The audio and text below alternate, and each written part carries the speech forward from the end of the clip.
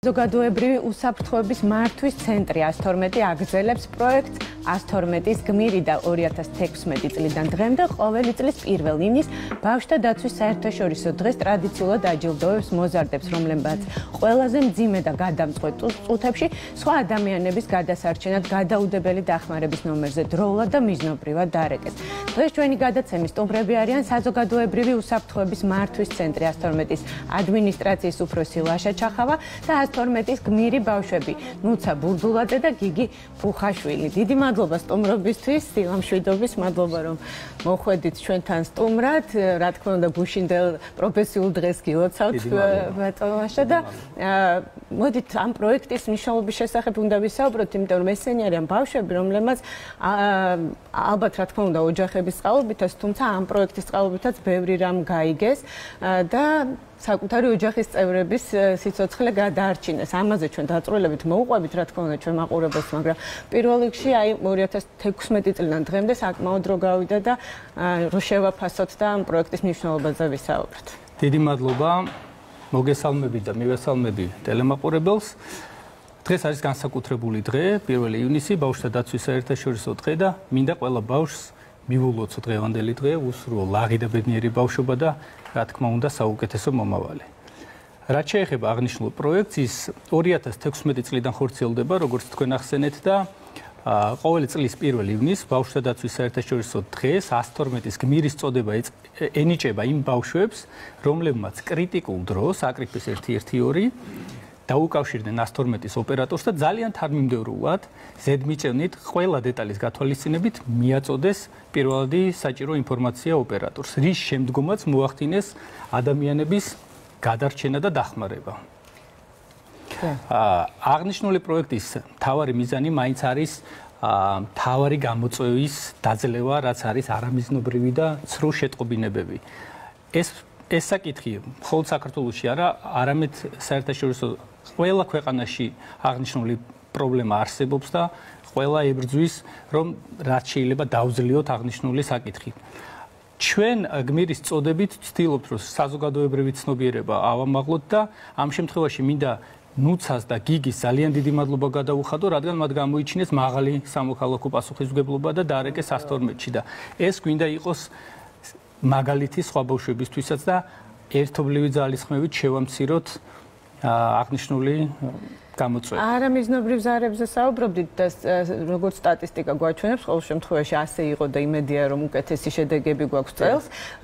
იკლო ამ ზარებმა და ვფიქრობ, რომ ეს სწორედ ცნობადობის ამაღლება, რომელსაც ემსახურება ეს პროექტი, რაც ძალიან მნიშვნელოვანია, ეს მუშაობს ფაქტია, იმიტომ რომ ასეთმა ზარებმა იკლო და რაღაცნაირად გააცნობიერეს ამასაკის ბავშვებმაც კი, არა მხოლოდ რა თქმა უნდა უფროსებმა თავისთავად, რომ არამიზნობრივი ზარები არ უნდა შევიდეს და აი რა დროს არ უნდა დარეკონ ხა ეს მე ბავშვებს კარგად ვკითხოთ, სად და როგორ ისწავლეს ამის შესახებ, მაგრამ ალბათ თავარი სწორედ ამ პროექტის არსი არის ის, რომ ეს ავამაღლოთ ცნობადობა საზოგადოებაში ამ მიმართულებით. აბსოლუტურად გეთანხმებით, მთავარი მიზანი არის, რომ ცნობადობა ავამაღლოთ და გავაცნოთ ბავშვებს განსაკუთრებით, რადგან ხშირ შემთხვევაში ისინი არიან ინიციატორები არამიზნობრივი და ცრუ შეტყობინებების 112-ში და ეს საქციელი გმირი ბავშვების სხვებისთვისაც იყოს მისაბაძი. ამავდროულად ჩვენ ვახორციელებთ სხვა პროექტებს 112-ში, მაგალითად როგორიც არის სკოლების მომართვის საფუძველზე ვმასპინძლობთ ბავშვებს და ვუკეთებთ პრეზენტაციას 112-ის ფუნქციების შესახებ, მათთვის მორგებული პრეზენტაცია, ილუსტრირებული რა თქმა უნდა და ვაცნობთ 112-ის ძირითადი ფუნქციები რა არის, არა მარტო გადაუდებელი შეტყობინებები, არამედ საგზაო უსაფრთხოება. 4000-ზე მეტი ბავშვი მივიღეთ ბოლო წლების განმავლობაში და სწორედ ამიტომაც ტენდენცია და დღევანდელი მოცემულობით არამიზნობრივი და ცრუ შეტყობინებები არის შეიმჩნევა კლება და არის დადებითი დინამიკა. მაგალითად ახლა ეცი რამეს ადრელო იყო დანაწევრებული ეს სამსახურები. ეს ხო გიწევდა სხვადასხვა ადგილას დარეკვა. ნუ ახლა ჩემი გამოცდილებიდან ვიძახი ამას და ჩვენ დროსაც იყო ეს სრულ შეტყობინებების მაგალითები და ვერ ვიტყვი რომ მარტო ბავშვები გამოირჩეოდნენ ამით, იმიტომ რომ საკმაოდ მოზრდილი ასაკის ადამიანებიც ხანდახან ხელი წაუწდებათ და რაღაც არა ადეკვატურ რაღაც ხუმრობებს აკეთებენ ხოლმე და მე ისი თქვა მინდა რომ აი დადიხართ ძალიან კარგია სკოლებში ალბათ დადიხართ და ამის პოპულარიზაცია და ამის მაგალითებს ასწავლოთ მაგრამ ბავშვები ჩემი აზრით უფრო ხარტები და უფრო გონება გასტინდები არიან ვიდრე უფროსები, იმიტომ რომ მე შემთხვევები მინახავს, როდესაც ზრდასრული ადამიანები იბნევიან რაღაცა ექსტრემალურ სიტუაციაში და არიციან სად უნდა დარეკონ და იწყება ესა 0-3 არა სად დავრეკოთ რომელმაზე და იწყება ამის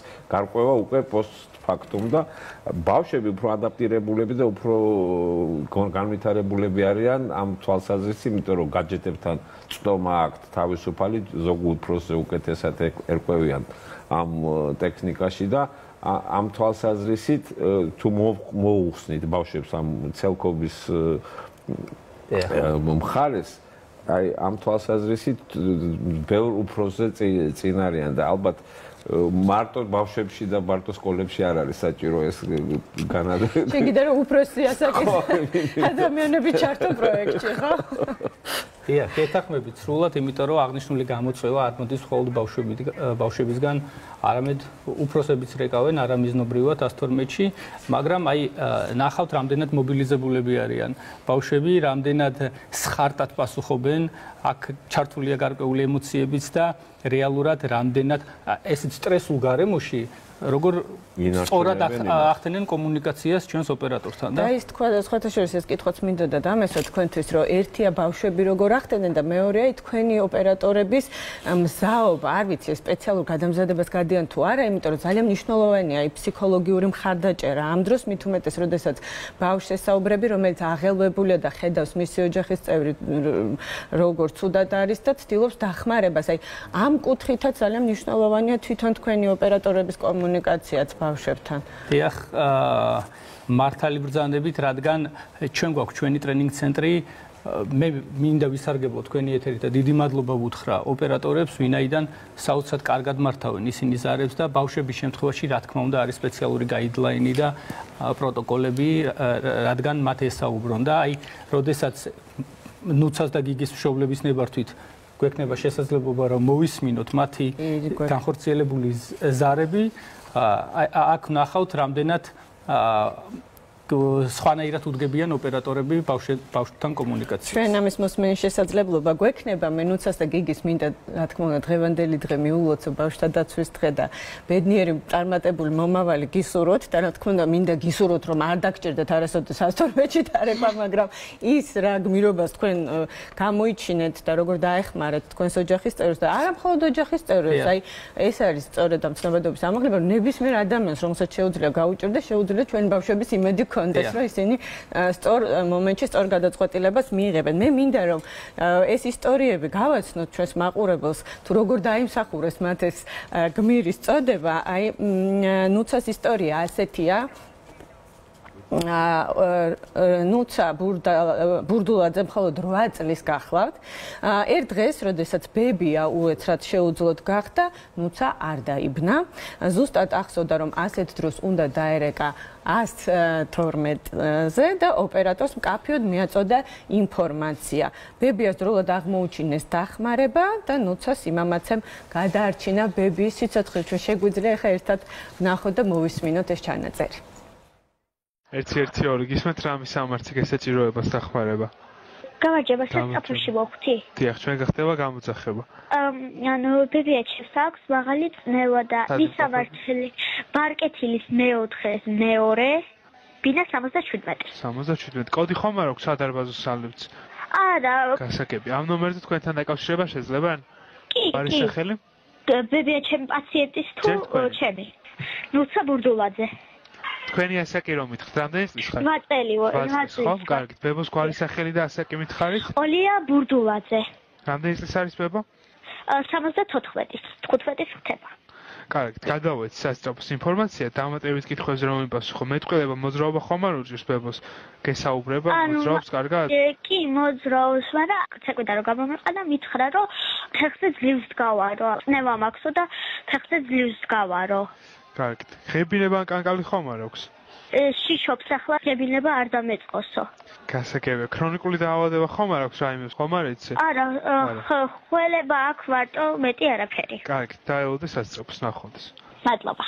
ნუ აღფრთოვანებული ვარ, ვერ მალავ ემოციას, იმიტომ რომ ასეთი ამომწურავი ინფორმაცია დარწმუნებული ვარ, უფროსები რო რეკავენ, მაშინ ვერ აძლევენ. მაგას ვიზახი, რომ აი უფროსები თავისი შეფასებით, მისი ჯანმრთელობის მდგომარეობის, აი მართლა ყოჩახ არ შემიძლია არ კითხო, საიდან გაქვს ეს ინფორმაცია? კი, რა თქმა უნდა, პროექტის შესახებ ჩვენ ვისაუბრეთ და ეს არის შესანიშნავი, რომ თქვენ შესაძლებლობა გაქვთ ყველაფერს გაეცნოთ და ინფორმაცია მიიღოთ, მაგრამ დარწმუნებული ვარ, ეს ალბათ ოჯახებშიც ხდება, ხო?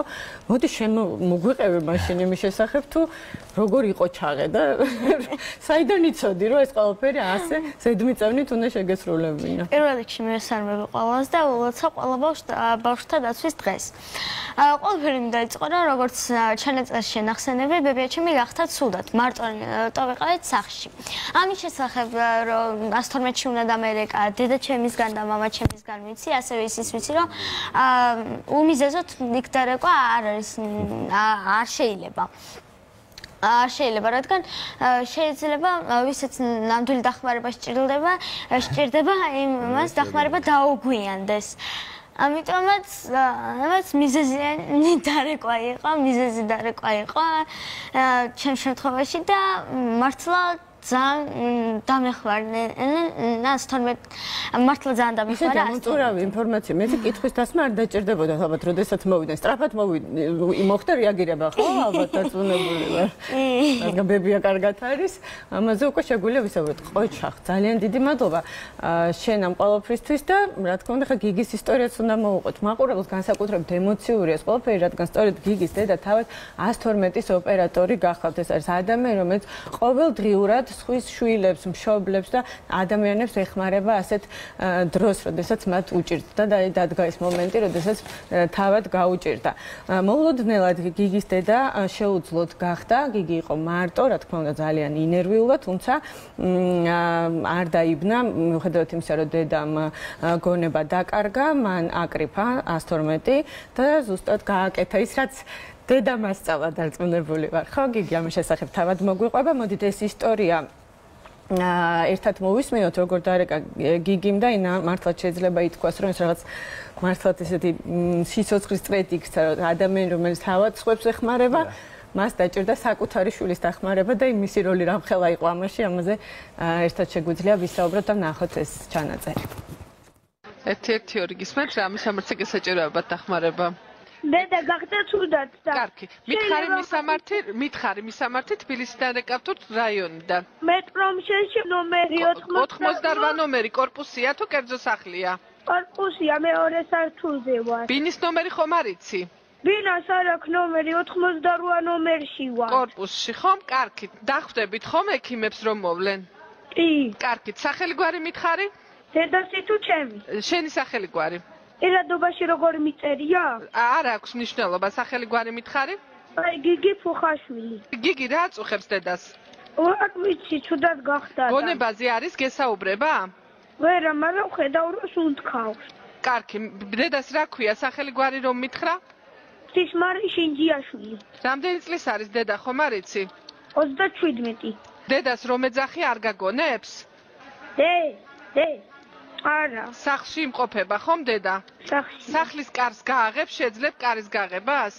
კი, ვიცი გაღება. კარგი, არის ნერვიულო, გიგი მოვლენ და დაგეხმარებია. რამდენი ხანია რაც ამ მდგომარეობაშია? ეხლა გახდა ცუდად და იგრევე დაგირეკე. კარგი, გიგი მარტო ხარ სახლში? მარტო მე და დედა ვარ. კარგი, არის ნერვიულო, ხომ არ გინდა გესაუბრო? არა, გაგეთიშებით, აი ვარ გავავიყურებ. კარგი, არის ნერვიულო, გიგი დაელოდებ დაგემშვიდობებ. გიგი, უღრმესი მადლობა. ეხლა კი მართალიადაც ისმედა ჩანაწერს უკვე ეცინებოდა თავის ხმაზე, მაგრამ წარმომდგენა მისი ემოციური მდგომარეობა, როდესაც რეკავდა და დედა ნახა ასეთ დღეში.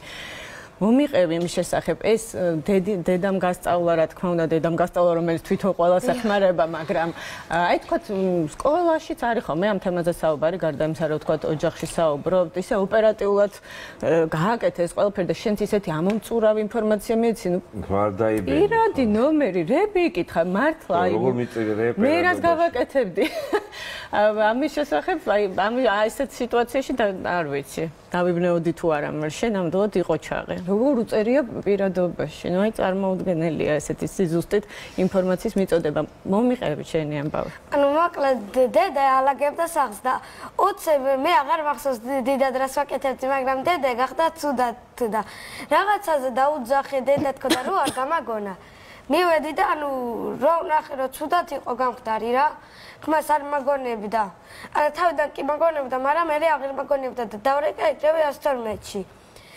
გადავეცი, ანუ კარგად სახლის ნომერი და ყველაფერი გადავეცი და ეს ყველაფერი მოვისმინეთ. დიახ და შემდეგი ხა სიმაზე გავუსვა რომ აი ერთ წერტილზე ვეცინება პირადობაში როგორც იწერია თუ იმაზე. ყოჩახ, იმიტომ რომ ხანდახან არის რომ სახლში სხვა სახელს ეძახიან და ამ დროს ოპერატორს აინტერესებს ოფიციალურად როგორ არის მისი სახელი და როგორ ეს კითხვა იყო მართლა დამაოგნებელი. პირადობაში სხვა გიწერია?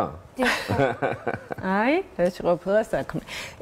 რა მაინტერესებს ეცაღან კითხე. სკოლაშიც არის ხოლმე, არის ესეთ გაკვეთილი, სადაც ამაზე საუბრობთ. ეს სახლში რო ხა შენთან გასაგებია. გაკვეთილის სახელი დავასახელა თუ აი. ყველაფერი შეგიძლია დაასახელო. მე და საზოგადოებაში გვასწავლიან, ოღონდ იშვიათად გვასწავლიდნენ მესამე კლასში.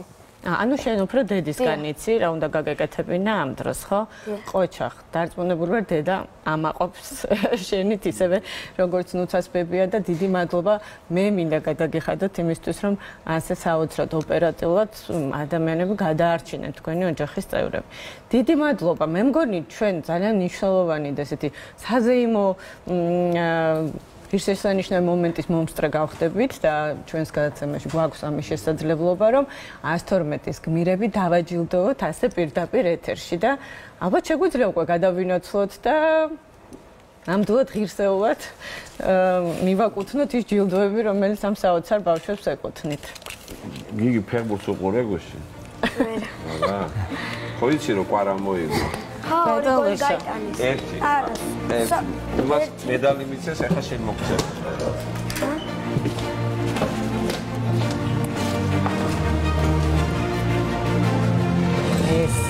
ეს ნუცას შევხარში. დავენახოთ მაყურებელს. როგორი გმირი ბავშვები ყავს. და ეს არის ჩვენი გიგის. მადლობა. დიდი.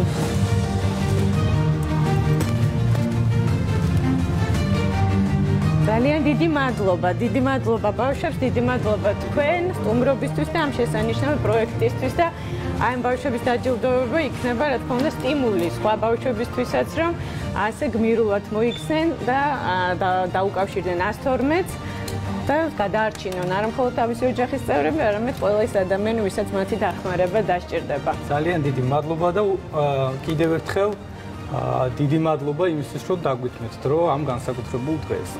რა თქმა უნდა, გილოცავთ კიდევ ერთხელ დღევანდელ დღეს და დიდი მადლობა თქვენ სტუმრობისთვის. ნახვამდის.